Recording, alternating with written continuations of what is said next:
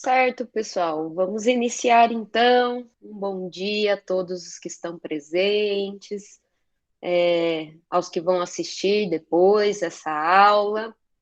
Então, quero iniciar dando as boas-vindas e avisar que a aula está sendo gravada, né? Então, todos que estão presentes aqui na sala autorizam, né, a gravação dessa aula para os demais que não podem estar presentes para participar da nossa disciplina. Muito bem, pessoal.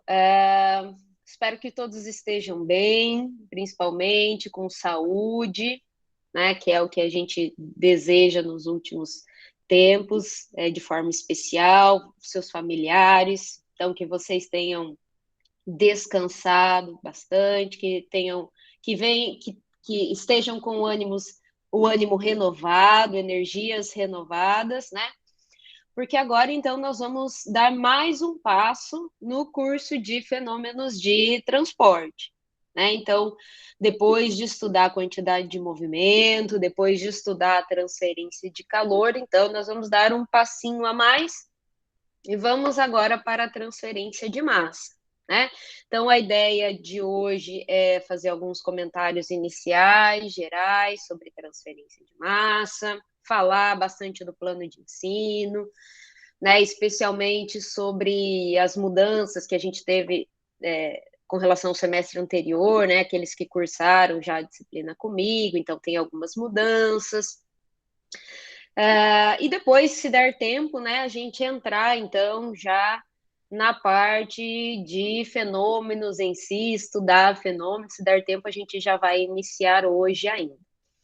Pessoal, primeira coisa que eu queria saber é se tem algum aluno aqui na turma que não me conhece, que é de outro campus da universidade, ou que não cursou Fenômenos 2 comigo, que não teve aula comigo ainda. Tem alguém?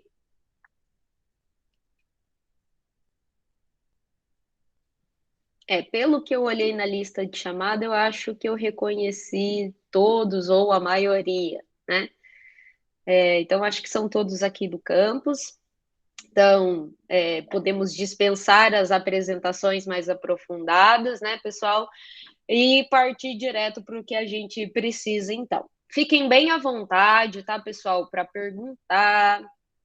Vocês podem mandar as perguntas no chat, vocês podem ligar os microfones e as câmeras para perguntar.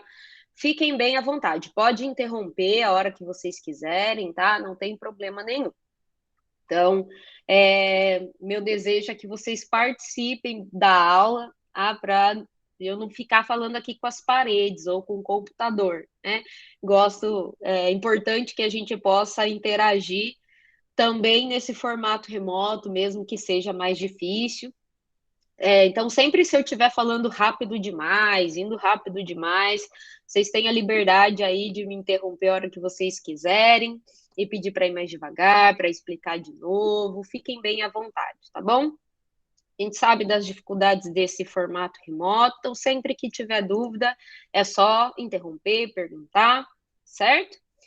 E aí, então, como palavra inicial, eu deixo essa frase aí para vocês, e o meu desejo para esse semestre é que vocês tenham avidez, que sejamos ávidos, né? Ou seja, que a gente possa buscar sempre o conhecimento. Então, vocês estão avançando no curso, avançando nos períodos, e é isso que a gente precisa, né? É o que nos motiva a estar aqui, é o que me motiva a estar aqui, é a busca constante pelo conhecimento. E espero que vocês estejam motivados a isso também, né, a concluir os fenômenos de transporte, finalmente, com essa disciplina, e que seja muito proveitoso, tá bom? Então, deixa eu só passar, pegar minha apresentaçãozinha aqui. Meu gato quis dar oi para vocês aqui, agora. Só um pouquinho, deixa eu... Desce, gato. Desce, desce. Vocês estão me ouvindo bem, pessoal? Ah, bom. Vocês estão tão quietinho que eu achei que vocês não estavam me ouvindo. Muito bem, então vamos lá. Então, a ideia dessa primeira parte da aula, né, é falar alguns aspectos gerais da transferência de massa, apresentar o plano de ensino, já que a professora já é uma velha conhecida de vocês. Não tão velha assim. Deixa eu só permitir a entrada do pessoal aqui. Muito bem. Então, vamos passar as apresentações e vamos para esse slide que já é conhecido de vocês. Então, quando a gente começou a nossa disciplina de Fenômenos 2, vocês lembram que a gente fez um apanhado geral sobre os fenômenos de transporte, né? Para a gente se localizar, o que é fenômeno, o que é transporte, né? Então, esse conhecimento vocês já têm. Então, para a gente caracterizar um fenômeno, lembra que a gente precisava responder essas 3 perguntinhas que estão aí, né? Então, para a quantidade de movimento, responder o que está se movendo, para onde se move, como se move, a gente conseguiu caracterizar a quantidade de movimento. Para transferência de calor, então responder o que se move, que era energia, para onde se move, então na direção da menor temperatura, né? Porque a energia vai da maior para menor, então de mais energia, transfere energia para menos energia, então o sentido do fluxo, né? E como se move, então o meio caracterizava a nossa transferência de calor, certo? Então, agora, para transferência de massa, a gente continua precisando caracterizar o nosso fenômeno, nosso transporte, né? Então, nós também precisamos responder essas 3 perguntas para caracterizar a transferência de massa, né? Lembrando que eu só tenho o fenômeno de transporte, então, o transporte de energia ou o transporte de matéria, ele só acontece em uma condição de não equilíbrio, certo? A partir do momento que eu atinjo o equilíbrio de matéria ou concentração ou energia, eu cesso o fenômeno de transporte, cessa o transporte. Então, nós ainda aqui, estudando fenômenos de transporte, nós estudamos condições de não equilíbrio, né? Então, falando um pouquinho da transferência de massa, então o que se move? Matéria, certo? Então, a matéria, nós podemos caracterizar ela e calcular a quantidade de matéria em números de mols, né? Ou seja, quantidade de matéria ou massa, certo? Então, a gente vai poder trabalhar a transferência de massa em termos molares ou em termos mássicos, né? Que são as 2 formas da gente representar a matéria. Para onde se move, pessoal? Qual é a direção da transferência de massa? Então, nós vamos seguir ainda, né, a segunda lei da termodinâmica, enunciado de Clausius, né, que é válida sempre, né, para transferência de massa também. Então, para onde se move? Qual é a direção? A transferência de massa se dá na direção da maior concentração para a menor concentração. Essa imagem que vocês estão vendo aí no slide é um filminho que eu vou passar depois para vocês, que são essas bolinhas aqui são MMs, né? Eu tenho um fluido aqui que foi colocado água, certo? Então, a gente começa a ver o corante ali da superfície do MM sendo transferido para a água, certo? Então, percebam que a direção dessa transferência está da superfície da partícula aqui, né, de MM, para o centro aqui dessa placa de Petri, da água, que é a direção da maior para a menor concentração, certo? Então, seguimos a segunda lei da termodinâmica, enunciado de Clausius. E como se move, pessoal? Como se move é o meio. Então, esse movimento pode ser molecular, né? Ou este movimento pode ser escoamento, né? Ter velocidade. E aí, isso vai caracterizar o mecanismo de transferência de massa que a gente vai ver mais para frente. Então, Diferente da transferência de calor, a transferência de massa precisa de um meio para que o transporte ocorra, certo? Então, lembra que na transferência de calor, nós tínhamos um mecanismo de transferência de calor na ausência de meio, ou seja, no vácuo, que era a radiação, certo? Agora, na transferência de massa, eu obrigatoriamente preciso de um meio. Então, eu não tenho mecanismo de transporte de radiação para transferência de massa. Não. Ou ele vai ser difusivo, que é semelhante à condução de calor, ou ele vai ser convectivo, semelhante à convecção de calor. Né? Então, lembrando, pessoal, que os fenômenos de transporte, eles são análogos, certo? Tanto que lá no final, quando a gente estuda convecção, a gente estuda a analogia entre os fenômenos, né? Então, eles são muito similares, claro que a gente muda o que está se movendo, né? Mas o fenômeno de transporte em si, eles vão ser similares. Então, vocês vão ver que vocês vão aproveitar muito dos conceitos de transferência de calor aqui ao estudar a transferência de massa. Vocês vão conseguir encontrar essas analogias, né? Por exemplo, coeficiente de difusão ou difusividade do calor, né? A difusividade térmica. Nós vamos ter uma difusividade mássica, certo? Nós vamos ter um coeficiente de difusão. Coeficiente convectivo de calor, nós também vamos ter um coeficiente convectivo de transferência de massa. Então, vocês vão perceber durante o curso, mais ainda, aprofundar ainda mais essas analogias que existem entre os fenômenos, que vêm lá desde a quantidade de movimento, né, desde o fenômeno 1, certo? Então, eu trago aqui duas frases importantes, né, para a gente refletir, que uma a gente já falou, que a transferência de massa é um fenômeno ocasionado pela diferença de concentração da maior para a menor de um determinado soluto em um determinado meio.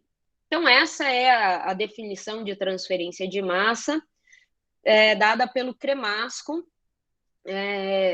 o autor do nosso livro de referência de transferência de massa. A gente já vai chegar na nossa bibliografia, aí a gente fala um pouquinho mais sobre ele. Então, definir transferência de massa, ainda sem falar em mecanismo de transferência de massa, é essa definição. Então, para que ocorra, eu preciso ter uma diferença de concentração ou de potencial químico, né? Eu preciso ter um gradiente, lembra? Para que ocorra o transporte, eu preciso de um gradiente. Essa transferência da maior para menor concentração ou potencial químico de um determinado soluto. Então, a gente tem uma espécie química de interesse dentro de uma mistura. Eu vou estudar uma determinada espécie química em um certo meio. Então, chamo a atenção de vocês para essa frase que ele fala de um determinado soluto. Por que que isso é importante? Porque, pessoal, se vocês analisarem, vocês já sabem fazer balanço de massa, certo? Lá em Fenômenos 1, quantidade de movimento, vocês não fizeram balanço de massa? Lá em Introdução aos Processos Químicos, vocês não fizeram balanço de massa? Fizeram? Alguém conversa comigo? Obrigada.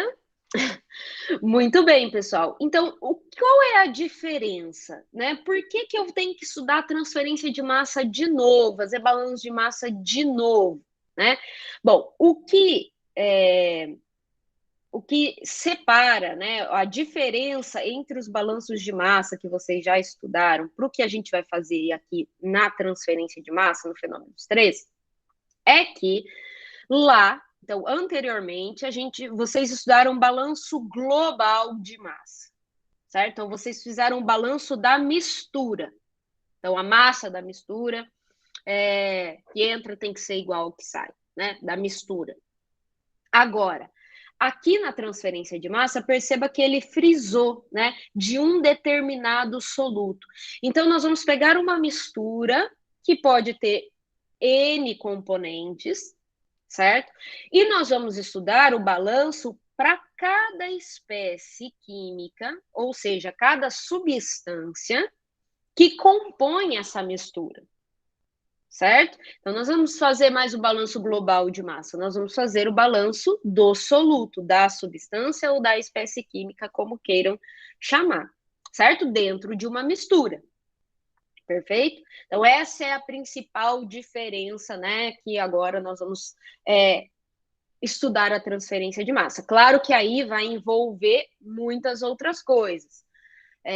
O mecanismo de transporte, que vai caracterizar o nosso meio, se eu tenho reação química ou não, certo? Então, todas essas características nós vamos ver com o tempo. Mas é importante que a gente lembre que nós vamos estudar cada espécie química que compõe a mistura. Então, nós vamos ter uma substância de interesse dentro da minha mistura, certo? Outra coisa importante, pessoal, é que os fenômenos de transporte, eles se dão por uma relação de causa e efeito, né? Então, a causa gera o fenômeno e o transporte, né? Então, a causa gera o fenômeno, provoca sua transformação, ocasionando o movimento, certo? Então, o efeito é o movimento, né, da matéria, o transporte. E o que é a causa? O que gera o transporte?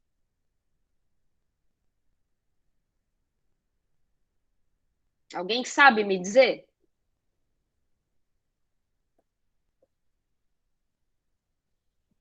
O que causa o movimento de massa? Movimento de energia.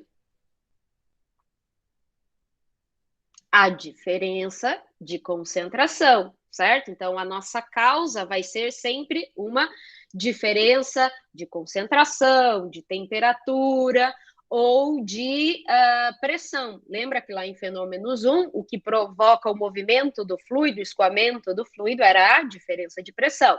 O que provocava a transferência de energia era a diferença de temperatura. Então, agora, o movimento da matéria se dá também proporcionalmente a uma força motriz, que é a diferença de concentração. Essa concentração nós podemos escrever em termos molares, mássicos, em termos de fração molar, fração mássica, ou até mesmo potencial químico, certo? Então, isso vai gerar o movimento da matéria, certo? Então, voltamos a falar de força motriz. Força motriz vai aparecer, continuar aparecendo, né, durante o nosso curso de Fenômenos 3, direto, né? Então, lembra do método das resistências? A taxa, ou fluxo é proporcional, é igual à força motriz pela resistência. Isso é válido para a transferência de massa também, certo? Então, nós vamos continuar convivendo com isso e falando muito sobre isso. Então, a pergunta agora que fica é: por que estudar a transferência de massa? Então, por que na carreira do engenheiro químico é tão importante que a gente estude a transferência de massa? Então, que a gente saiba aplicar essas questões teóricas de transferência de massa depois lá na vida aplicada da engenharia, né? Então, eu trago aqui 2 motivos, né? Então, tem mais uma frase do livro do Cremasso que ele diz: a transferência de massa está presente desde o preparo do cafezinho até a purificação de fármacos por adsorção, por exemplo, certo? Pessoal, a transferência de massa, assim como todos os outros fenômenos de transporte, fazem parte do nosso dia a dia, certo? Então, quando você vai passar o café, você vai fazer um cafezinho, você coloca lá o pó do café, e aí você coloca uma água quente, certo? No teu café. Então, a água que antes você observava a coloração transparente, certo? Acho que não é cor, né? Então, ela é transparente. Quando você passa essa água pelo pó de café e você vê lá na saída, na tua saída do teu reator, você vê essa água mais escura, marrom, certo? Houve a transferência de algum ou alguns compostos ali que mudou a coloração daquela água, certo? Ou seja, alguma quantidade de matéria saiu da superfície do pó e foi para a água, certo? Então, é transferência de massa, ok? Então, quando você coloca açúcar no seu café, certo? Então, o açúcar está em grão, né? Você coloca, solubiliza esse açúcar na tua fase líquida. Transferência de massa também, certo? Então, primeiro, é importante estudar transferência de massa para a gente explicar os fenômenos do dia a dia, certo? Então, a ciência explica os fenômenos do nosso dia a dia. Então, para a gente entender o planeta que a gente vive, para a gente descrever, né, todas essas condições, todas essas leis básicas que regem a natureza, a gente precisa da transferência de massa, certo? E também, aí o segundo motivo de por que é importante a gente estudar transferência de massa, aí vem mais na parte profissional de vocês, né? Quando vocês forem aplicar isso na indústria. Então, a transferência de massa, pessoal, ela dá a condição básica para vocês modelarem e projetarem equipamentos, né? Ou processos de, por exemplo, absorção, secagem.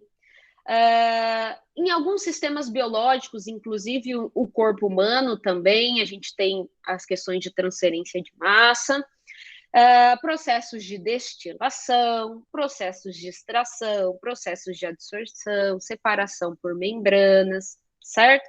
Então, esses são alguns processos em que vocês precisam ter essa parte teórica para modelar tanto os processos em si, né? Quanto os equipamentos, né? E projetar os equipamentos que vocês vão utilizar para, por exemplo, fazer a secagem. Então, eu vou projetar uma estufa.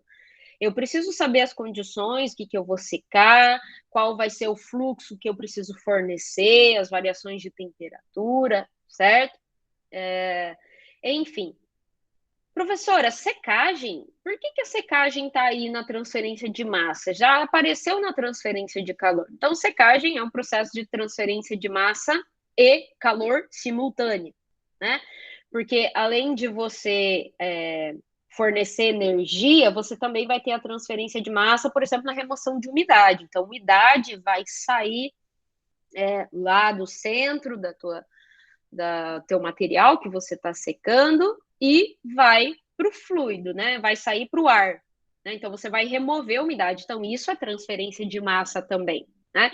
Então, quando a gente estudar transferência de massa transiente, nós vamos estudar e falar muito sobre os processos de secagem, certo? Então, não tem como fugir, tá, pessoal? Vocês, como engenheiros químicos, que vão trabalhar com esses processos e as operações unitárias, basicamente, é o que separa vocês da todas as outras engenharias, né? Operações unitárias e reatores, né? Que é o que separa vocês aí das outras engenharias. É muito importante ter como base os fenômenos de transporte. Então, lembrando, pessoal, a modelagem dos processos é extremamente relevante. Então, o que a gente vai fazer aqui é modelar os processos, fazer essa modelagem teórica para entender como esses processos acontecem, certo? Porque depois, para projetar o equipamento, então vocês vão carregar essa teoria lá para operações unitárias. Então, por enquanto, nós queremos modelar, entender matematicamente, fisicamente, como que esses processos podem ser descritos do ponto de vista da transferência de massa, certo? Então, lembra lá o que é importante na modelagem. Então, aquele procedimento que a gente faz da modelagem é importante. Por isso que o checklist aparece aqui de novo. Lembra desse checklist lá da transferência de calor, né? Então, todas essas etapas são. O checklist é o mesmo, pessoal, porque os fenômenos são análogos. Então, identificação das variáveis, verificar se eu preciso buscar dados tabelados, estabelecer as hipóteses, hipóteses, verificar quais são as leis físicas relevantes, principalmente as que regem o mecanismo de transporte, né? Você identificar qual é o mecanismo de transporte que acontece ali, utilizar uma equação diferencial correta, né? Simplificar depois essa equação diferencial, aquilo que vai ser importante para o seu problema de acordo com as hipóteses, entender as condições de contorno, né? Que é o que eu percebo que o pessoal tem mais dificuldade é aqui nas condições de contorno. Então, identificar as condições de fronteira do volume de controle é muito importante, usar uma técnica de solução adequada, verificar se você vai precisar trabalhar com número adimensional, se você vai precisar caracterizar algum tipo de escoamento, enfim, né? Se você vai precisar utilizar algum método gráfico, avaliar os teus resultados, seja ele numérico, né, para você ver se fisicamente aquele resultado faz sentido, então é sempre importante avaliar, ou até mesmo a tua equação, se você consegue avaliar, né, imaginando alguns dados possíveis ali que você vai substituir, se o teu fluxo tem que dar positivo, você tem certeza que o teu fluxo tem que ser positivo. Então, verificar, substituindo alguns dados, se aquele fluxo vai dar positivo ou se esse fluxo tem que ser negativo, né? Então, conferir essas coisas e avaliar, né? Justificar o teu resultado final. Tudo isso que diz respeito à modelagem continua sendo muito importante. Então, o checklist continua aí sendo importante que vocês possam trabalhar, principalmente para seguir as etapas de solução. Claro que nem sempre nós vamos usar todos os itens do checklist, né? Por isso que tem aqui o não se aplica, certo? Como vocês já conhecem, tá? Então, vamos entrar um pouquinho já, pessoal, no plano de ensino. Por enquanto, alguém tem alguma dúvida? Gostaria de fazer alguma pergunta?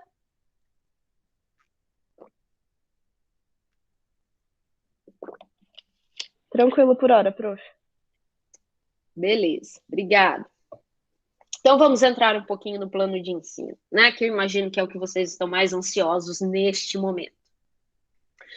Muito bem, pessoal. Então, falando dos nossos temas de aula, o que que a gente vai estudar primeiro? Então, primeira coisa que a gente vai fazer é estudar os mecanismos de transporte de massa, obviamente, né? Então, olha essa figurinha aí. Coloquei um copo de água com um sachê de chá, certo? Aí, na figura do meio, a gente está observando que a coloração da água começou a mudar, certo? E aí, no terceiro, tem uma colher, sinalizando que eu fiz o movimento com a colher, né, de mistura, e a gente observa que a cor já está bem mais homogênea, certo? É isso que nós estamos vendo. O que que significa isso, pessoal? No copo do meio, o que que a gente pode perceber? A água está paradinha, certo? Não tem nenhum tipo de escoamento, de velocidade, nada disso. A água está parada. E mesmo assim, a gente consegue observar essa água ficando colorida, mudando de cor. Então, a gente consegue observar o movimento dessa espécie química colorida, mesmo a água estando parada, certo? Então, isso caracteriza o mecanismo difusivo. Então, a transferência se dá pelo movimento molecular. Já no terceiro copo, então, quando eu usei a colher e mexi, eu apliquei uma velocidade ali, centrífuga, mas é uma velocidade, né? E homogeneizei essa cor, ou seja, transferência de massa com velocidade. Então, uma transferência de massa convectiva, por isso que a transferência de massa foi bem mais rápida e muito mais homogênea, né? Então, porque tinha um movimento, a água mexeu, se movimentou, certo? Então, nós vamos estudar primeiro os mecanismos de transporte, entender muito bem o que caracteriza esses mecanismos, as leis que governam esses mecanismos. Então, lembra que a condução de calor é a mesma coisa que eu chamar de difusão de calor, certo? A condução tinha uma lei que governava a condução de calor. Qual lei governava a condução de calor? Quem lembra?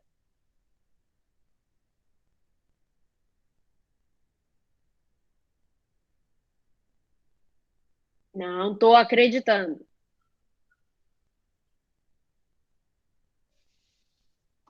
Vou chorar.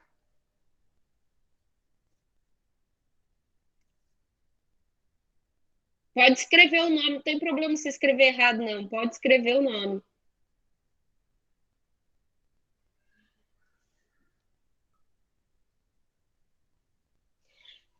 Qual era a lei que governava a transferência de calor por condução?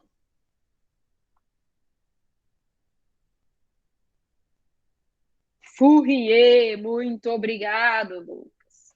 Certo. Então, agora, para difusão de massa, a gente vai ter uma lei que vai governar a transferência de massa. Essa lei se chama Lei de Fick. A gente vai ver ela com calma no futuro, né? E qual é a lei que governava o mecanismo de transferência de calor por convecção? Resfriamento de Newton, muito bem. Então, para transferência de calor, de massa convectiva, também vai ser a lei de resfriamento de Newton. Só que nós vamos trazer, escrever ela no formato daquilo que a gente está transportando, que é matéria. Mas a lei é equivalente, né? É a lei de resfriamento de Newton, certo? Que nós vamos estudar com calma. Então, a ideia é dar um apanhado geral sobre os mecanismos de transporte, os coeficientes, né, que caracterizam esses mecanismos de transporte. Depois, a gente vai estudar difusão e lá no final a gente estuda a convecção, certo? Detalhadamente cada um.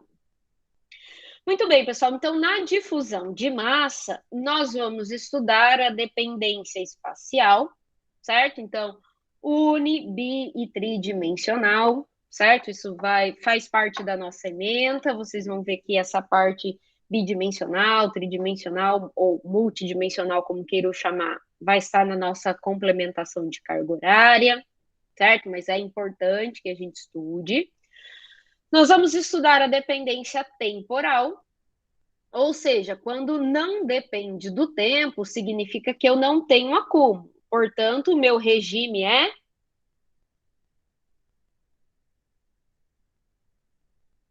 Se não depende do tempo e não tem acúmulo, qual é o tipo de regime? Estacionário.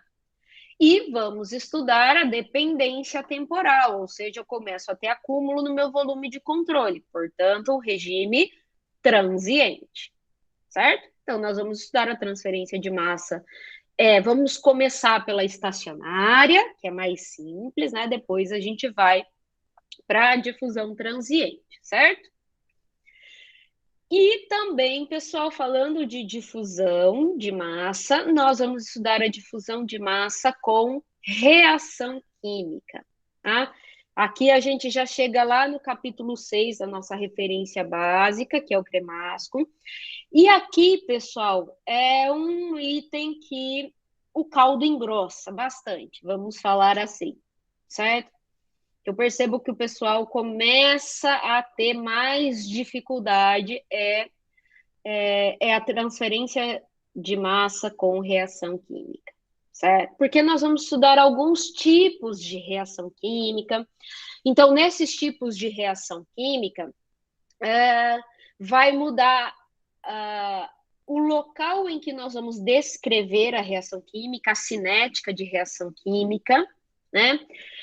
Vai mudar a condição de contorno. Então, cada tipo de reação química, eu vou descrever a reação num lugar e de uma forma diferente, certo? Então, nós vamos estudar pelo menos aí 4 tipos de reação química diferente, certo?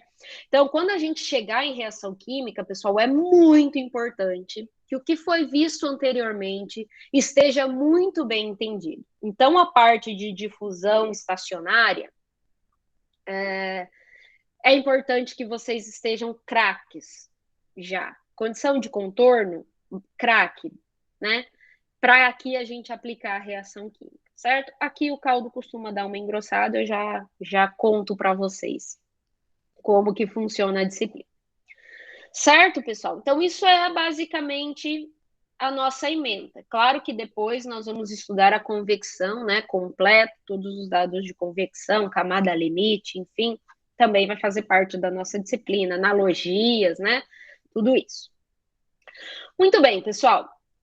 Então, onde vocês vão encontrar os materiais da nossa disciplina? No Moodle, né?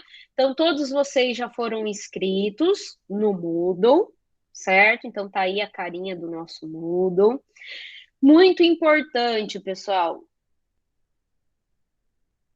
Sobre isso, isso você vai marcando, por exemplo, se você já estudou uma aula, isso é novo, tá? Eu acho que é assim, eu não usei. Assim que você assistir uma aula, você pode ir lá e marcar como feito, certo? Eu não vou obrigar que vocês façam isso, mas eu posso ir acompanhando aqui o que vocês já foram marcando como feito, para saber como que está o andamento da disciplina. Claro, eu não vou obrigar que vocês façam essa marcação, não tem problema. Isso é mais para o gerenciamento de vocês, para vocês irem marcando aquilo que vocês já assistiram, as listas que vocês já fizeram, as atividades que vocês já realizaram, certo? Eu acredito que seja isso, Lucas. Tá? Que seja dessa forma. Eu também não usei e achei que ficou visualmente feio o Moodle com essa marcação ali, tá? Acho que quando a gente tinha menos informação na página era melhor. Mas já que tem essa ferramenta, eu acho que para vocês organizarem o estudo de vocês pode ser viável, tá? Pessoal, então ali como é de praxe no nosso Moodle, né, nós temos primeiro na entrada da disciplina as informações importantes, então nós vamos ter aulas síncronas todas as sextas-feiras, das 10h20 às 12h, certo? As outras aulas, né, elas vão ser assíncronas, mas nós teremos encontro todas as sextas-feiras. As provas, quando chegar em termos de prova, eu já vou falar, vou deixar um pouquinho mais para frente, guardem essa informação aí, vamos por partes. E como já está ali mostrado para vocês, o nosso atendimento de P-aluno, então eu olhei de acordo com o horário regular do 7º período, então vai ser às quintas-feiras, das 16h40 às 17h30, no mesmo formato do semestre passado. Então, semanalmente, vocês vão ter lá um fórum de atendimento. Então, vocês vão se inscrever, solicitar atendimento, eu vou mandar um link e todos vocês vão poder entrar nessa sala e a gente vai tirando as dúvidas conforme a ordem de inscrição, certo? Tudo bem com este horário para vocês, de P-aluno?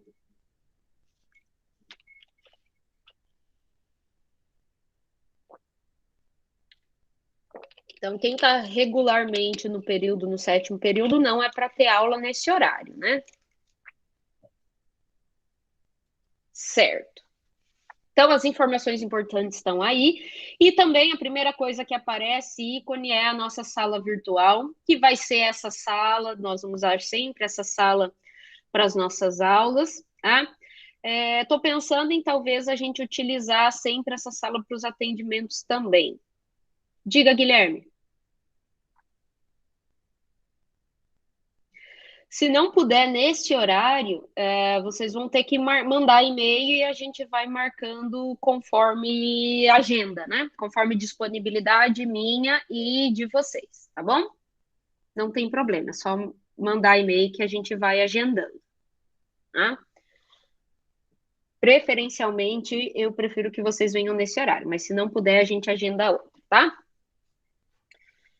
Muito bem, pessoal. Então, o Moodle ele está organizado por semanas, tá? Assim como a gente organizou no semestre anterior. Então, cada semana vocês vão ter que vencer uma quantidade de conteúdos, né?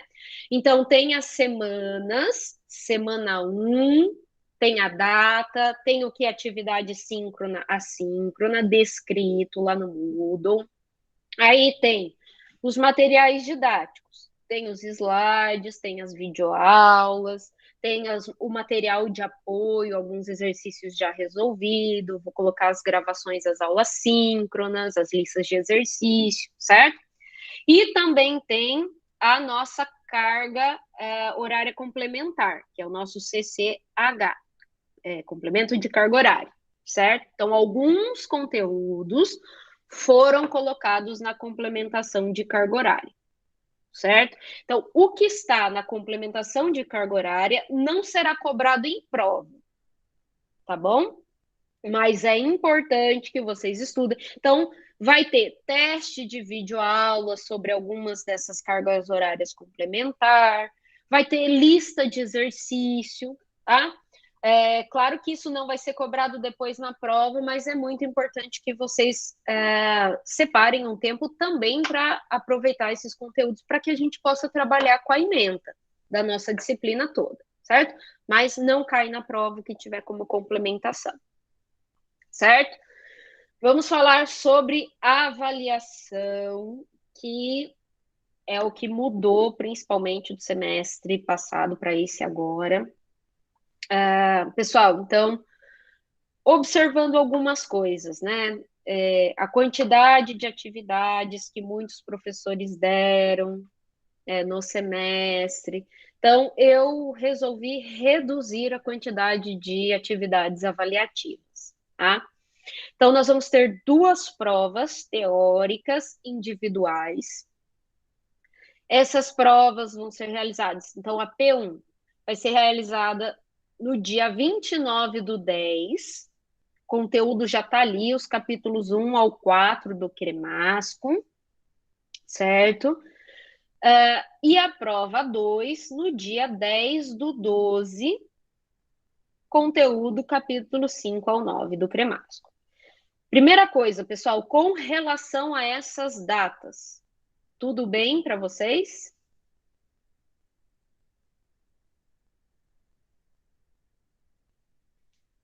Qual o motivo, Flávia?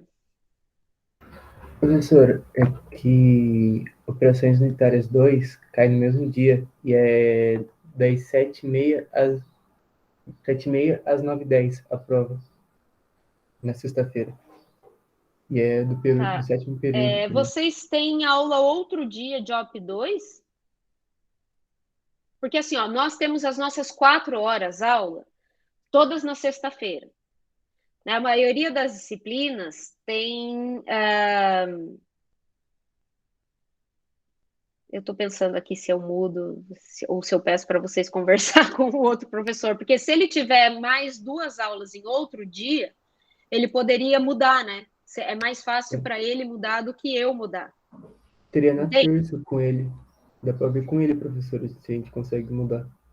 Então, seria mais fácil se vocês conseguissem. Então, vamos combinar o seguinte: vocês vão tentar pedir para ele mudar, pode ser? Se ele não mudar, aí a gente remarca a nossa P1. Pode ser? Então, tentem lá conversar com ele. Aí expliquem, né, que a gente tem as 4 aulas de fenômenos todas no mesmo dia. Então, a minha prova também vai mudar, pessoal. Vai ter o dia inteiro para fazer. Mas, de qualquer forma, vai sobrepor 2 provas no mesmo dia, tá? Então, eu vou explicar como vai ser a dinâmica das provas. E aí vocês verifiquem se vocês conseguem mudar com ele ou se não precisa mudar. E me avisem que qualquer coisa eu coloco na sexta-feira da semana seguinte. Tá bom? Combinamos assim? Daí na próxima aula vocês me avisem, pode ser? Tá bom. Pessoal, qual vai ser a dinâmica das provas? Então vamos ter uma dinâmica diferente das provas agora. Então, as provas vão continuar sendo resolvidas via Moodle. Elas vão continuar com duração de 4 horas aula, mas os questionários de prova, eles estarão disponíveis de uma forma diferente. Então, como no nossa grade de horário, as nossas aulas começam às 9h10, que a gente tem 4 aulas seguidas, então, por exemplo, no dia 29, o questionário de prova vai estar disponível a partir das 9h10, certo? Só que o questionário vai ficar disponível por 24 horas. Então, ele vai se encerrar às 9h10 do sábado. Então, vocês vão acessar, vocês podem acessar em qualquer horário. Então, a partir do horário de acesso, vocês vão ter 4 horas aula para resolver a prova. certo? Algumas vezes eu dou um pouco mais de horário, além das 4 horas, tá bom? Horas aulas. Eu sempre dou mais um chorinho, ok? Dependendo da prova, tá? Que eu sei que é difícil, demora, eu entendo perfeitamente, pessoal. Então, às vezes, eu dou um pouquinho mais de tempo, tá bom? Então, a partir do acesso, vai começar a contabilizar as 4 horas aulas para vocês mandarem de volta a resolução da prova. Ok? Então, se você não quiser fazer às 9h10, eu quero fazer de tarde, porque eu acho que para mim é melhor. Então, você pode fazer de tarde. Eu trabalho, vou fazer à noite. Então, você vai poder fazer de noite, certo? Então, o questionário vai ficar disponível das 9h10 do dia da prova até as 9h10 do dia seguinte. Certo? Então, isso é para facilitar. Então, eu fiz um teste, né? A primeira vez que eu dei a DNP, eu fiz dessa forma que eu estou falando agora para vocês. Aí, no semestre, como teve muita cola, semestre passado eu resolvi restringir, mas aí os pedidos de segunda chamada não têm fim. Então, para minimizar essa questão da segunda chamada, dos estágios que todo mundo está fazendo, enfim, voltei atrás e resolvi disponibilizar por 24 horas. Tá bom? Mas, pessoal, esse semestre eu não vou colocar o contrato didático. Lembra, semestre passado vocês assinaram um contrato didático, esse semestre não vou colocar, porque eu vi que muita gente assinou e não cumpriu o que estava no contrato didático. Houve muita cola, houve cópia de solucionário, então agora, com menos provas, menos atividades, eu vou fazer questões diferentes das dos livros e nós vamos resolver esse problema, tá bom? Então, lembrando, pessoal, prova é individual e teórica. Então, você pode resolver com acesso a todos os seus materiais, livro, aí na sua casa, você vai poder acessar todos os seus materiais para resolver a prova. Então, minimamente, o que eu peço para vocês é resolva individualmente a sua prova, certo? Se alguém ficar te enchendo o saco para você pedir a prova, não dá, pessoal. Não passa. Não adianta, pessoal. Momentaneamente, a cola pode ser uma mão na roda, né? Eu vou passando aqui nas disciplinas, vou aproveitar o formato remoto, que a gente tem essa possibilidade, né? Eu não tenho como fiscalizar a prova, nada disso, no formato remoto, mas quando vocês chegarem no futuro e não aprenderem os conteúdos, quem sai perdendo são vocês. Eu já tenho meu diploma, eu já tenho meu doutorado, eu já tenho meu concurso, então eu fico chateada porque eu me esforço para dar uma boa aula, né, para preparar materiais para vocês, mas vocês não estão prejudicando a mim, né? Os mais prejudicados são vocês mesmos. Então, se vocês tiverem ciência de que a sua prova é para você fazer sem passar para os demais, né, todo mundo vai ter que se virar e cada um vai ter que fazer a sua prova, certo? É injusto com você que estudou, que vai passar a sua prova para alguém que não estudou, certo? É injusto com o docente, tá? É injusto de muitas formas, né? É desonesto até mesmo, certo? Então, vou deixar a consciência de vocês falarem mais alto, espero que vocês pensem isso no decorrer do semestre, tá? Pessoal, nos dias de prova, então, às 9h10, eu vou abrir essa nossa sala de aula, tá? Então, na primeira hora aula, então das 9h10 até as 10 da manhã, no dia da prova, eu estarei disponível para tirar dúvidas. Então, quem quiser tirar dúvida, aproveitar alguma coisa, né, para tirar dúvida durante a prova, é importante que faça o horário de início da prova, às 9h10, porque depois eu não vou estar mais disponível. Vocês podem até mandar e-mail, de acordo com a minha disponibilidade, eu vou respondendo, se eu puder responder, tá bom?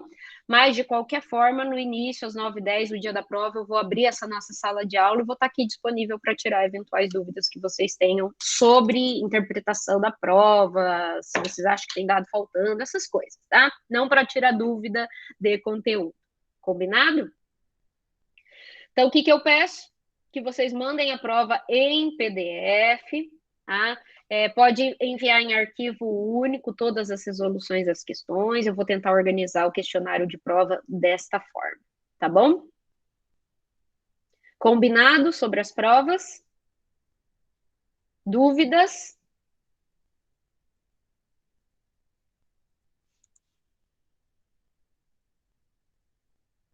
Certo, então vamos passar. Então, além das duas provas, pessoal, nós teremos os testes de aptidão das videoaulas. Então, lembram os pequenos testezinhos que vocês tinham depois das videoaulas? Então, eles também estão presentes aqui em Fenômenos 3, tá? Então, serão vários testes que serão aplicados, né, referente às aulas assíncronas. Então, algumas aulas eu vou liberar para vocês o teste. Então, o teste fica liberado por uma semana, né, para vocês responderem. Então, se eu liberar na sexta-feira, vai ficar até a próxima sexta-feira. Então, eu vou pegar a nota de todos esses testes e vou fazer uma média, tá?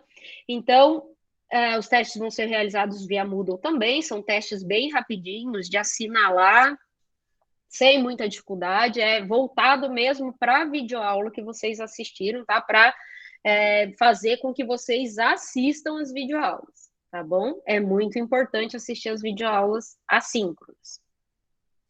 Então, em termos de média final, pessoal, as provas vão ter peso 3 e os testes de aptidão, a média, né, peso 1, certo? Então, para fazer a média, P1 vezes 3, mais P2 vezes 3, mais trabalho vezes 1, dividido por 7. Não vai ter trabalho, certo? Então, as avaliações vão ser 2 provas e os testes de aptidão. É isso que vai ser a nossa avaliação, certo? Sem trabalhos. Vocês vão verificar que tem outras disciplinas do semestre que vai sobrecarregar bastante vocês. Então, por experiência de semestres anteriores, eu percebi que não tem condições, os alunos não fazem as minhas atividades, os alunos não vêm na minha aula. Então, vai ter que ser assim, certo? Por experiência de semestres anteriores. Certo, pessoal? Então, muito importante que vocês tenham muita atenção com relação às provas, tá bom?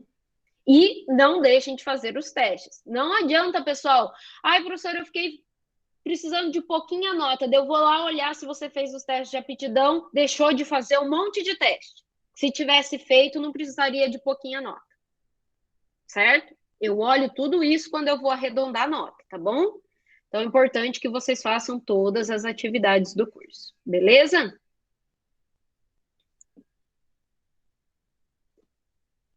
Recuperação de conteúdo, pessoal. Então, isso é igual ao Fenômenos 2 que vocês fizeram. Então, vai ter uma prova, ela é opcional. Essa prova, ela substitui a menor nota de prova, ou ela vai substituir a nota da P1, ou substituir a nota da P2. Ela não substitui as notas de testes, certo? Essa prova vai ser no dia 17/12. Então, só atenção que o questionário do dia 17, ele não vai ficar disponível por 24 horas, tá? Ele vai ficar disponível por 9 horas, tá? Para eu conseguir corrigir daí no sábado de manhã e fechar as notas, porque a gente já vai estar nos finalmente do semestre, tá? Então, vai começar às 9h10 e vai terminar lá, acho que às 11h10. Certo? Só essa prova que não vai ficar 24 horas, vai ficar 9 horas disponível. Certo? Aí você vai ter 4 horas, a partir do acesso, 4 horas aulas para entregar a resolução. É o conteúdo de todo o semestre. E só pode fazer, está habilitado a fazer a prova de recuperação de conteúdo quem obtiver média menor que 6. Certo? Quem tiver 6, já vai um abraço para as férias, porque depois de 3 semestres merece um janeiro maravilhoso, que é o que eu desejo, que a gente chegue lá e tenha um janeiro maravilhoso. Tá bom? Combinado assim?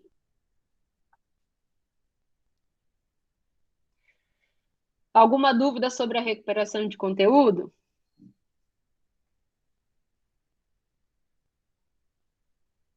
Bueno, então vamos passando. Vamos falar um pouquinho sobre as aulas, tá, pessoal? Muito importante. Eu sei que vocês já estão habituados ao formato remoto e que muitas vezes as informações ficam corriqueiras, né? Os professores falando sempre a mesma coisa, vocês não aguentam mais ouvir, não aguentam mais assistir live. eu entendo isso, mas algumas informações a gente não pode deixar de falar. Pessoal, a nossa comunicação vai ser sempre por e-mail ou via Moodle, com o fórum do Moodle, por exemplo, né, sobre os atendimentos de P-aluno, certo? Então, é importante que vocês acessem o e-mail de vocês diariamente. É importante que vocês acessem o Moodle diariamente, certo? Porque todas as atualizações vão estar ou postadas no Moodle ou enviadas por e-mail, certo? Qualquer problema, por exemplo, se a gente tiver algum problema com essa nossa sala de aula, né, que não funcionar, esse link não funcionar, aguarde que vocês vão receber um e-mail meu com uma nova sala de aula. Então, é importante que vocês acessem diariamente o e-mail de vocês, né? Porque no formato remoto é a forma com que a gente consegue se comunicar de forma mais rápida, né? Pessoal, eu não uso grupo de WhatsApp, Telegram, tá? Não tenho grupo de WhatsApp com os alunos, tá bom? Então, a nossa forma de comunicação é e-mail. Então, assim, eu tento responder os e-mails da forma mais rápida que eu posso, tá?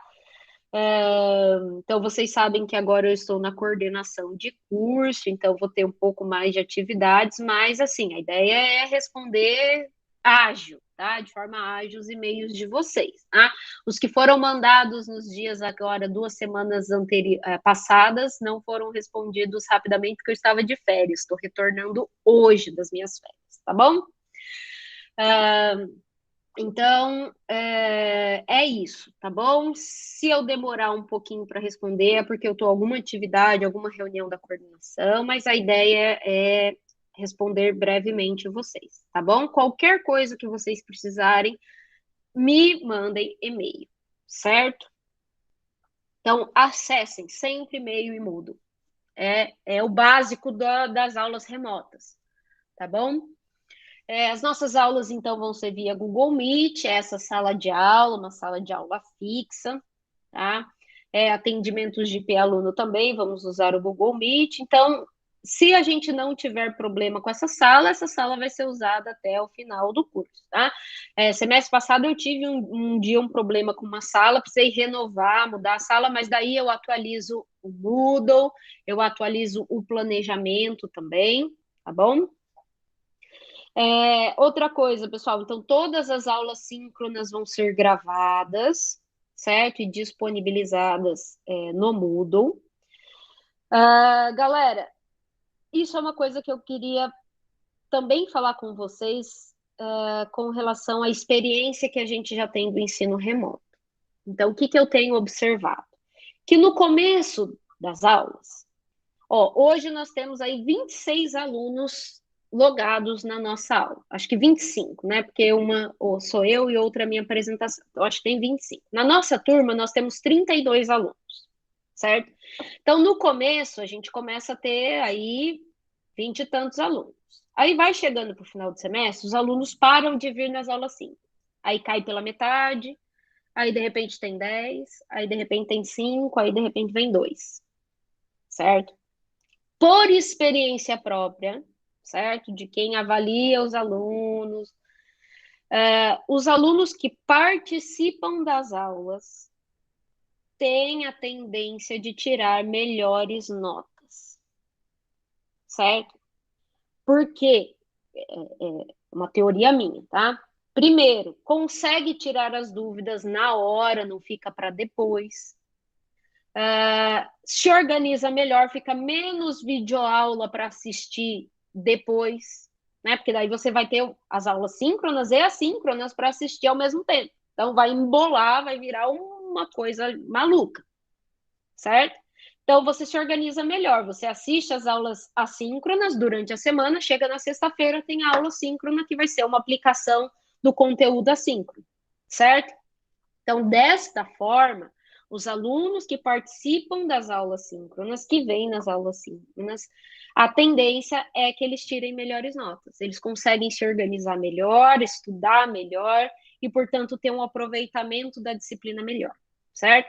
Então, o objetivo das aulas gravadas é, primeiro, de fato, para aqueles que não podem de jeito nenhum vir, que precisaram começar a trabalhar, enfim, e aí a gente tem que entender que se não dá de jeito nenhum, é totalmente compreensível, tá?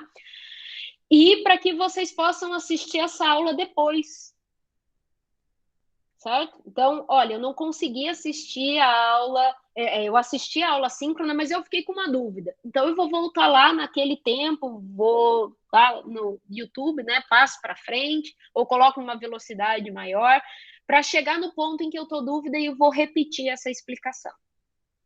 Certo? Então, para isso que servem as aulas gravadas. Ok? Então, as aulas síncronas, pessoal, é muito importante que vocês participem, tá? Não desanimem ao decorrer do semestre.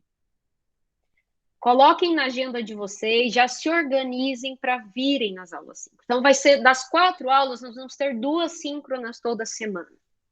Certo? É um horário bom, quem quer dormir até mais tarde consegue, que a aula é só 10h20. Então, se quiser dormir, pode. Ah, vocês falaram que tem aula de OP às 7h30, então não pode, porque tem aula de OP também. Mas, enfim, aqueles que não estiverem fazendo OP, pode dormir até mais tarde. Então, o horário da aula é um horário muito bom. Então, se organize e venham nas aulas, tá bom?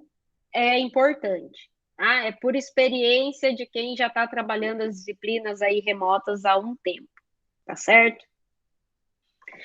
E, pessoal, outra coisa são as boas práticas, né, do ensino remoto. Então, você manter uma organização de estudo é muito importante. Então, qual era a nossa dinâmica lá de Fenômenos 2, que vai ser a mesma coisa aqui em Fenômenos 3? Então, a aula teórica, elas estão lá assíncronas e estão postas nas videoaulas, gravadas. E o nosso encontro síncrono vai ser para a gente fazer a aplicação, para a gente resolver exercício junto. E se precisar, obviamente, retomar uma parte teórica que ficou em dúvida, a gente retoma também, certo? Sem problemas. Então, é importante que durante a semana você tire um horário aí para você assistir todas as aulas daquela semana, né? As aulas assíncronas. Para você vir na aula de sexta-feira pronto para resolver as aplicações, com as suas dúvidas anotadas, certo? Então, assiste as aulas assíncronas, faça a anotação das suas dúvidas e a gente começa o nosso encontro síncrono nas sextas-feiras, tirando todas essas dúvidas, certo? Então, se organize. Então, estabelece, sei lá, na minha terça-feira à noite, das 8 às 10, eu vou assistir os vídeos de Fenômenos 3. Para daí, na sexta-feira, vir para a aula com tudo pronto, para a gente aplicar em exercício, certo? Então, organização do estudo é muito importante. Nas nossas aulas, né, então, tomar cuidado com som, tomar cuidado com câmera, né, para que a gente não tenha nenhum problema aí com relação a que a gente já viu, né, de outras universidades, que já aconteceu, né, para que a gente não tenha esses problemas, já que a aula fica gravada. Vocês podem ligar a câmera, não tem problema nenhum. Se você quiser ligar para eu te ver, é bom ver alguém de vez em quando, eu fico feliz. Então, se você quiser fazer uma pergunta, ligar seu microfone, ligar sua câmera, fique à vontade. Eu acho isso bem legal, tá? Mas, se de repente, você está num ambiente que você não quer ligar a câmera, não quer ligar o áudio, use o chat também, tá? Para informar qualquer problema ou para tirar as suas dúvidas. Mas sempre tenha cuidado com o seu áudio, né? Para a gente não ter interferência, para que a aula vá bem, certo? Então tá aí, esse é o nosso link que vocês estão, esse é o nosso link do Google Meet. Então, como informações gerais, pessoal, o que nós temos aqui? A aula síncrona, então, vai ser gravada, portanto, todos que estiverem presentes nas aulas síncronas já automaticamente estão autorizando a gravação e a divulgação dessa videoaula no canal do YouTube. Então, os links, pessoal, das videoaulas que eu divulgo são não listados, então só quem tem o link pode acessar, não é público, certo? E também vocês não podem divulgar esses links públicos, vai aparecer uma orientação geral aí sobre isso, vamos aguardar, então fiquem atentos, tá bom? Vocês têm a responsabilidade de acompanhamento das aulas assíncronas, então se organizem. O atendimento de P-aluno, como a gente já falou, quinta-feira, das 16h40 às 17h30. Então, semanalmente vai ter um fórum criado. Lá, solicite seu atendimento aqui, você vai se inscrever, vai solicitar. Estou com dúvida da lista tal, ou só solicito atendimento, ou quero ver a correção da prova, enfim. Você vai colocar lá no link no fórum da semana. E eu vou responder com a sala virtual, todos vão poder logar nessa mesma sala. Eu acho que assim é melhor do que link individual. E aí a gente vai atendendo conforme ordem de inscrição. E às vezes a sua dúvida pode ser a do seu colega, a gente já aproveita o atendimento aí para tirar todas as dúvidas, certo? Para ser aprovado na disciplina, então, o estudante precisa obter média igual ou superior a 6. Então, a gente não tem frequência, não tem chamada, nada disso, tá bom? A nota das avaliações, das correções das avaliações. Então, conforme resolução do COGEP, ela deve ser disponibilizada num prazo mínimo de 5 dias corridos da data da próxima avaliação. Claro que eu não vou deixar para a prova que foi feita lá em final de outubro para disponibilizar em dezembro. Eu não pretendo fazer isso, tá? É loucura. Mas é isso que a gente tem no regulamento, pessoal. Eu demoro um pouco para corrigir as provas, vocês já sabem que as provas têm muito detalhes, tem a modelagem de exercício por exercício para corrigir, eu considero cada etapa ganha um número de pontos, certo?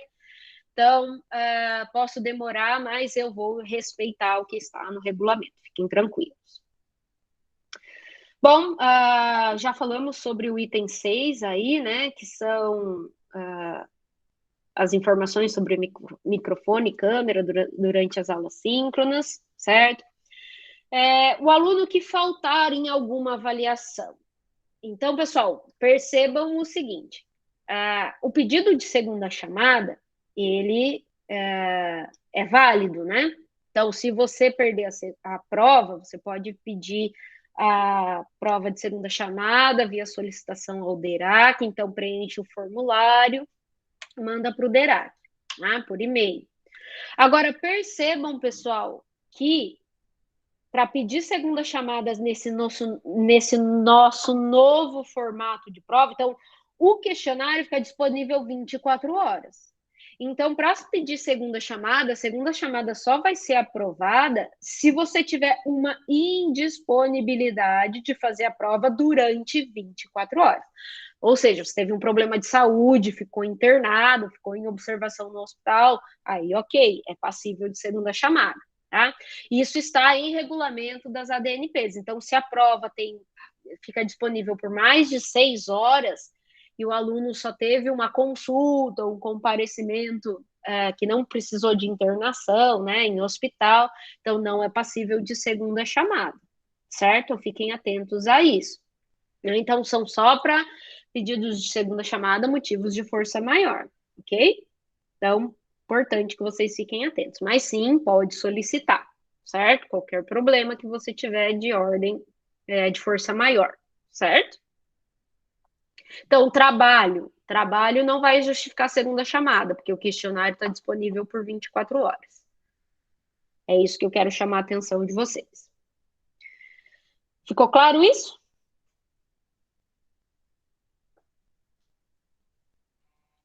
Beleza. E a nossa última observação aí, pessoal, então fica proibida a filmagem, captura de imagem, divulgação das aulas sem autorização expressa da professora. Tá? Isso é passível de... fugiu a palavra. De processo administrativo discente, certo? Então, se eu encontrar pelas páginas da internet aí as minhas aulas ou as minhas videoaulas, eu vou atrás, tá bom? Então, sem autorização da professora, é proibido divulgar, ok? Então, os nossos links de videoaula, que são não listados, não dá para sair distribuindo por aí, sem a minha autorização, tá bom? Isso vale para todas as disciplinas aí de vocês. Qualquer material de professor que vocês forem divulgar para outro lugar, outra pessoa, precisa de autorização do docente, tá bom? Então, só para lembrar vocês disso. Diga, quem levantou a mão? Eu. Pergunte. Tá me ouvindo, prof? Tô ouvindo. Tá, eu mandei um e-mail pro professor Deop 2 e ele disse que infelizmente não tem como. Sei que os períodos estão extremamente curtos, mas é muito difícil mexer no planejamento devido a esse encurtamento. Sobre a alteração da prova, da data da prova.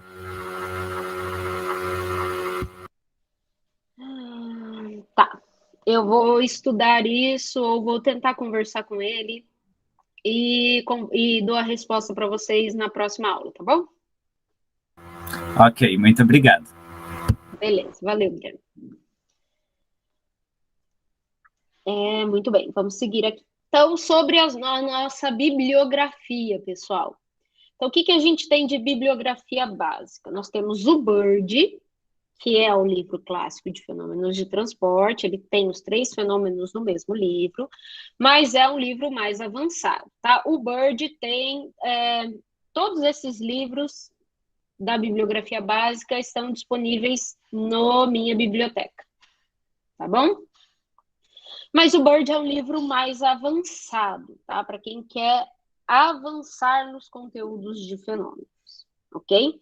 A nossa referência básica e que nós vamos utilizar até para organizar a forma, os conteúdos, como eles são abordados na disciplina, é esse livro que está marcado em amarelo, é o livro do Cremascom. É um livro apenas de transferência de massa, então fundamentos de transferência de massa. Sim, é um autor nacional, o Cremascom é um professor da Unicamp, alguns de vocês talvez já tiveram oportunidade de assistir alguma palestra dele. Tá? O livro contém alguns pequenos erros de digitação que eu vou falar para vocês no decorrer da disciplina, tá? Mas ele tem menos erros que eu acho que tem um livro de OP dele que tem bastante erro, se eu não estou enganada. Tá? Esse tem menos, tá? Já foi revisado aí, então ele já está. Acho que já tem a 3ª edição, tá? Aí a gente está aí com a 2ª edição no nosso slide, porque essa é a bibliografia quando a gente fez a ementa da disciplina, tá? Mas já tem a nova edição, e a nova edição vocês podem usar, ela é melhor, e ela tem na minha biblioteca, tá bom? Aí nós temos o livro do Sengel, aqui tem a parte de transferência de massa também, é o mesmo de transferência de calor, só que a parte de transferência de massa, pessoal, é bem incompleta. Se eu não me engano, só tem a parte de difusão, a parte de convecção é bem restrita, certo? Então, eu não gosto de trabalhar com o livro do Sengel para transferência de massa. Eu acho que ele é muito superficial, certo? Mas faz parte da nossa bibliografia. Tem o Incrópera também, que também tem a parte de transferência de massa. O Incrópera é mais superficial ainda, o Incrópera só tem a parte de difusão, não tem a parte de convecção. Então, também não é um livro que eu gosto de trabalhar para transferência de massa. Agora, o próximo livro aí, que é o livro do Elty, aqui ele está em inglês, mas tem em português, tá? Tem lá na minha biblioteca também, ele tem os 3 fenômenos. O livro do Elty para transferência de massa é muito legal, muito bom, assim como para transferência de calor, é um excelente livro.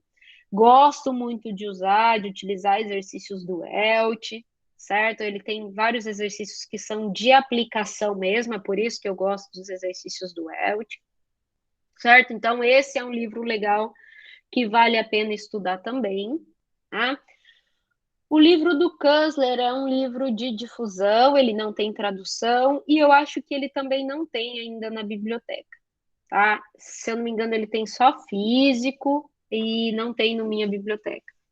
Pelo menos até o semestre passado ainda não tinha, né? É um livro muito bom para estudar difusão, muito bom mesmo. excelente. Eu tenho esse livro. Ele foi colocado na ementa para a gente poder comprar, né, para ter na universidade. Mas ainda não tem ele e-book, certo? É um livro específico de difusão. O livro do Schultz é um livro mais teórico. Também é um professor brasileiro da USP de São Carlos. Ele tem os 3 fenômenos, então tem a parte de transferência de massa, mas ele é um livro que não tem exercícios, por exemplo. Então, para estudar a teoria dos fenômenos de transporte, tanto que a primeira videoaula que vocês vão assistir é um experimento que eu tirei ali, a gente vai ver, né, de forma teórica, mas é um experimento do livro dele, tá? Para a gente obter a lei de Fick, da difusão. Então, é desse livro aí. Eu acho que também não tem e-book desse livro ainda, tá? E o Jean Coppolis é um livro que eu acho que não tem tradução também, ele tem na minha biblioteca, mas é um livro que já faz essa ponte entre os fenômenos de transporte e operações unitárias, certo? Então, vocês vão ver que ele é muito mais utilizado para a disciplina de operações unitárias, certo? Então, ele já faz essa ponte entre fenômenos e OP, tá bom? Se eu não me engano, o Clayton usa bastante esse livro aí para OP2, certo? Então, essas são as nossas bibliografias, certo? Então, o que nós vamos utilizar mais? O Cremasco e o Elch, tá bom? São os principais livros aí que eu sugiro que vocês consultem, especialmente o Cremasco. O Cremasco é ler ele inteiro, de cabo a rabo, tá bom? Muito bem, pessoal. Então, para terminar esta parte da aula aqui, deixo aí quem ainda não conhece o nosso Instagram da nossa disciplina, Fenômenos, tá bom? É só consultar lá, é um resultado de um projeto de ensino que a gente tem na área de fenômenos de transporte. Vamos tentar publicar mais coisas nesse semestre, então quem ainda não seguiu, corre lá, que inclusive tem um experimento para a lei de FIC que está postado lá nesta nossa página do Instagram, certo? Muito bem, pessoal. Então, deixa eu só fechar esta videoaula aqui. Como a gente tem alguns minutos, eu vou começar com vocês a próxima aula. Não vamos conseguir terminar, obviamente, mas eu vou começar com vocês dando uma introdução sobre os mecanismos de transporte. Só vou tomar uma aguinha aqui, para a voz não falhar. Deixa eu abrir a nossa aula aqui.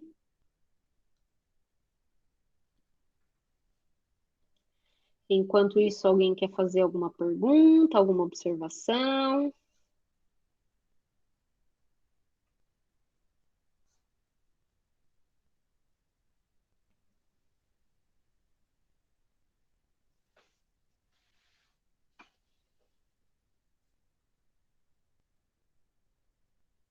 Certo, muito bem, já está aparecendo aí para vocês, né, pessoal?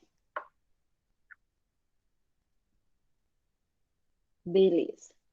Então, essa primeira aula, ela está gravada, tem uma videoaula dela gravada, tá? Então, vocês vão terminar de assistir a videoaula que está gravada, mas eu quero fazer os comentários iniciais aqui, mostrar um videozinho para vocês antes da gente terminar. Então, o que é importante da gente aprender nesta aula, pessoal? Nosso objetivo principal é entender os mecanismos de transporte, certo? O que caracteriza cada um deles e obter a lei de Fick do ponto de vista empírico. Né? Então, a gente vai fazer um experimento para definir a lei de Fick, assim como a gente fez para definir a lei de Fourier, né? Se vocês lembrarem lá da primeira aula do experimentinho que a gente estudou para definir a lei de Fourier, a gente só vai trazer agora para a característica de massa, tá? E vamos definir a lei de Fick, certo? Então, de acordo com a segunda lei da termodinâmica, pessoal, a direção do fluxo de massa ocorre da região de maior para a região de menor concentração ou potencial químico, certo? Pessoal, então essa informação de fluxo ou taxa, né? Então, lembrando que fluxo Se for fluxo de massa, é massa por área por tempo. E taxa de massa é massa por tempo, né? Então, essa definição, essa separação do que é taxa e fluxo, a gente vai continuar utilizando bastante, né? Então, o nosso fluxo agora de massa, nós vamos chamar ele de forma diferente, né? Nós vamos ter vários tipos de fluxo agora, tá? Que isso vai ser definido só na próxima semana. A gente vai ter uma aula só para definir fluxo, mas já adiantando, nós vamos ter fluxo difusivo mássico, fluxo difusivo molar. Fluxo convectivo mássico, fluxo convectivo molar. Fluxo total mássico, fluxo total molar. Tudo isso nós vamos definir com o tempo. Por que que existe várias nomenclaturas aí para fluxo? Primeiro, porque eu posso ter o fluxo de acordo com o mecanismo de transporte e o fluxo total. E a segunda coisa, a concentração, certo? Eu posso definir a concentração. Deixa eu só pegar uma caneta aqui. Aqui. Eu posso definir esta concentração aqui de diferentes formas. Lembra que eu já falei, né? Ela pode ser mássica ou pode ser molar. Mas a direção é a mesma, de acordo com a segunda lei da termodinâmica. Sempre da maior para a menor concentração, certo?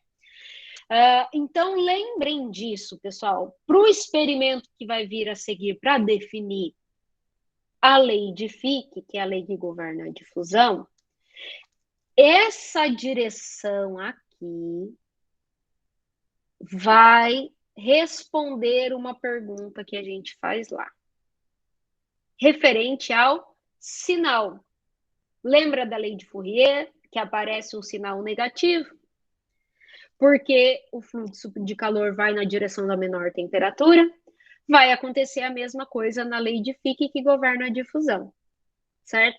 Como vai na direção da menor concentração, também vai aparecer um sinal. Então, fluxo, pessoal, de forma geral, fluxo de qualquer coisa, eu posso definir sempre como a força motriz pela resistência, certo? Então, força motriz é a nossa diferença de concentração, seja ela molar ou mássica. E resistência, pessoal, é a resistência ao transporte. Então, lembra lá que para que ocorresse transferência de calor por condução, eu tinha uma resistência condutiva, assim como eu tenho uma resistência convectiva. Então, para que ocorra transferência de massa por difusão, eu vou ter uma resistência difusiva, e para que ocorra transporte de massa por convecção, eu também tenho uma resistência convectiva. Então, o meio, a forma com que o meio está, se ele é muito concentrado, pouco concentrado. Então, agora, como a gente está falando de concentração ou de matéria, se eu tenho muitos eletrólitos ou menos eletrólitos, então todas essas características do meio vai dizer muito sobre a nossa resistência à transferência de massa. Né? Que basicamente o que vai descrever essa resistência à transferência de massa são os nossos coeficientes, coeficientes difusivo e coeficiente convectivo, certo? Muito bem, pessoal. Então, falando especificamente, caracterizando a difusão, então definindo a difusão e a convecção. Então, a transferência de massa a gente já definiu no slide anterior. Vamos lembrar qual é a definição de transferência de massa.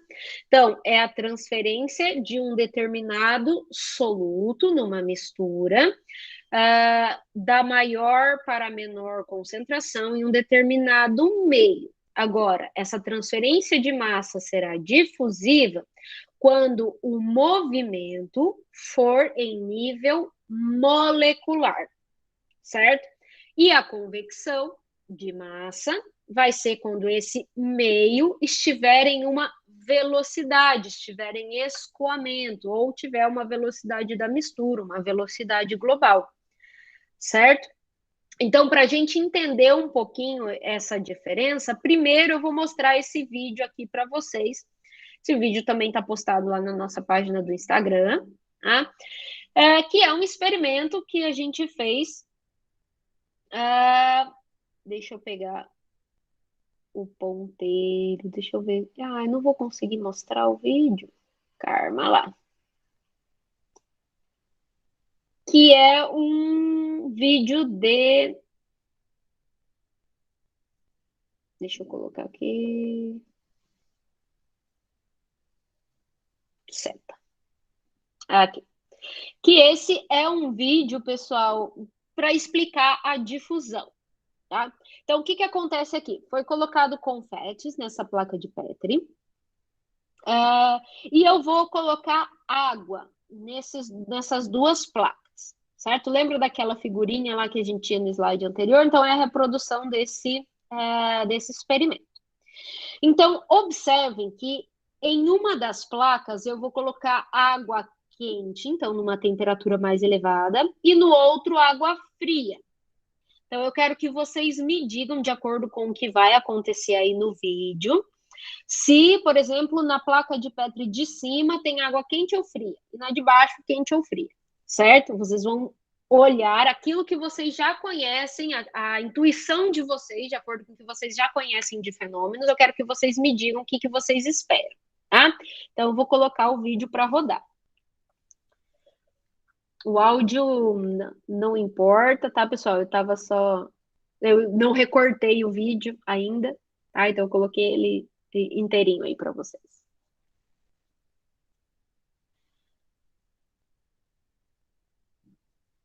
Então, lá, vou colocar água, mesma quantidade. Então, a água ficou paradinha.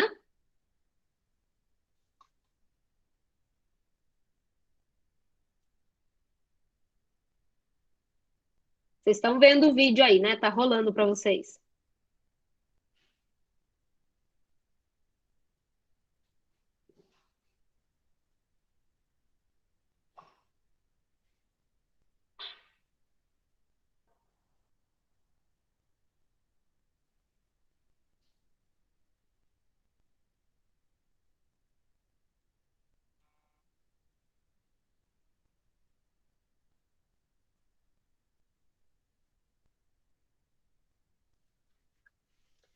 Um foi bem mais rápido que o outro, né, pessoal?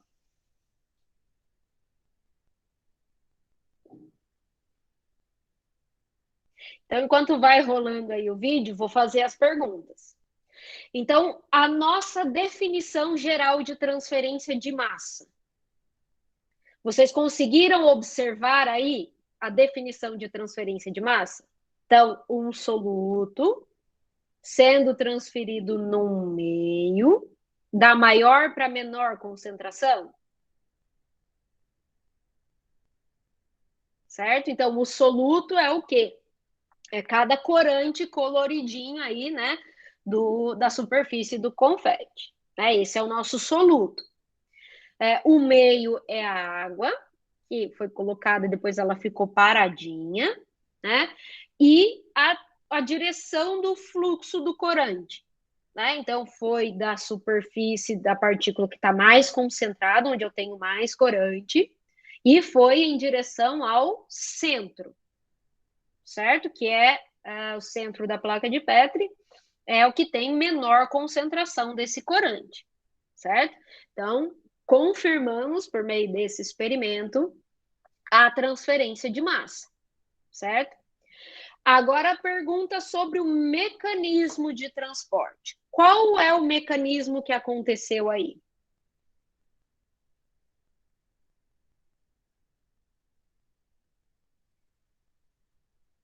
Convecção? Por que convecção?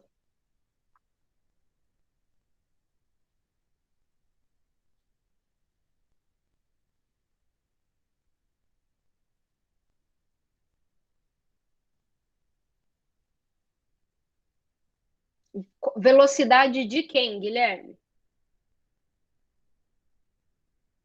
Ainda não estou comparando um com o outro, tá?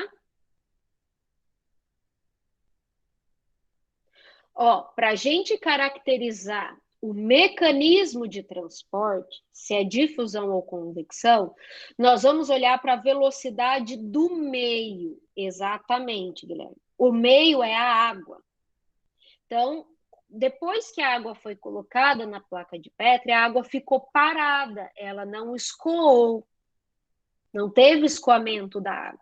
Então, o nosso meio estava parado. Então, nas duas placas de Petri, tanto na de cima quanto na de baixo, o mecanismo foi difusivo, porque não tinha a velocidade da mistura, mas a gente pôde ver com os nossos olhos aí a transferência acontecendo pela diferença da cor, né? Conforme a cor ia avançando. Então, esse mecanismo de transporte foi em nível molecular, certo?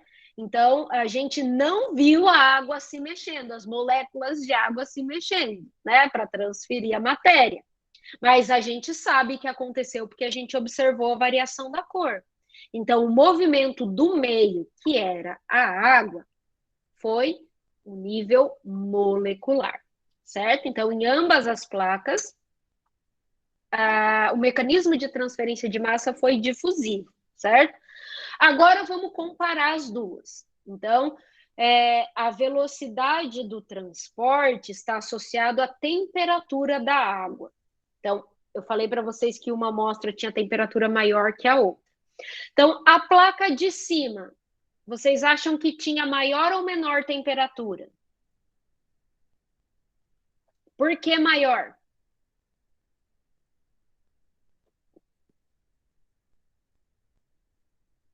Como vocês acham que a temperatura influencia a transferência de massa?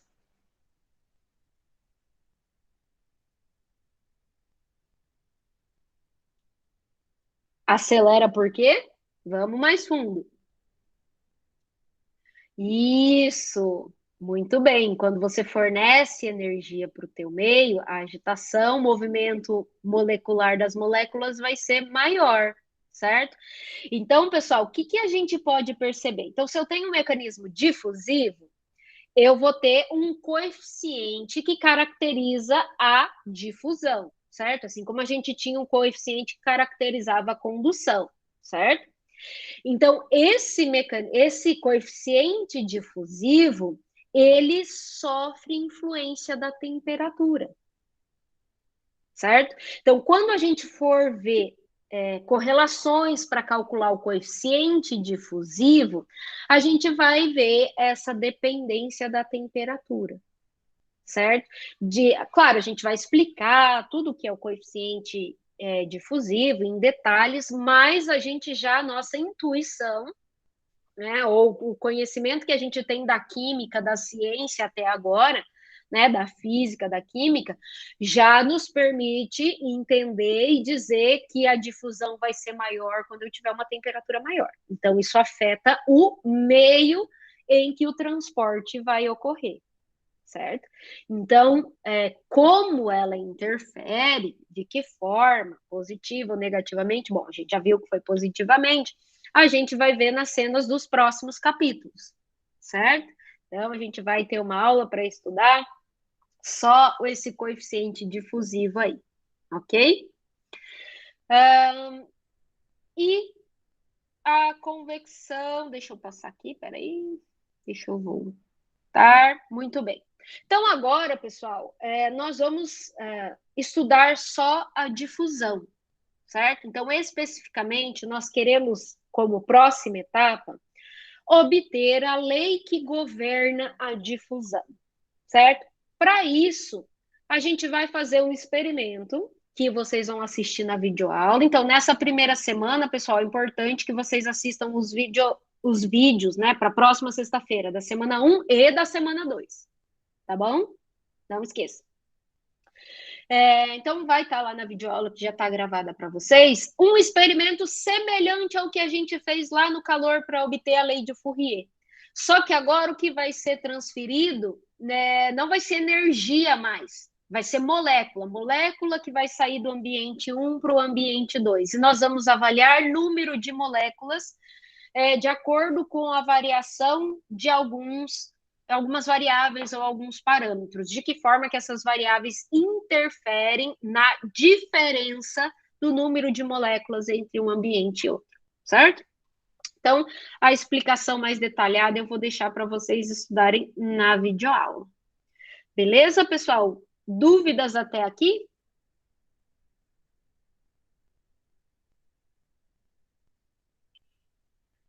Muito bem, pessoal. Então, eu vou encerrar a nossa aulinha por aqui hoje, bom?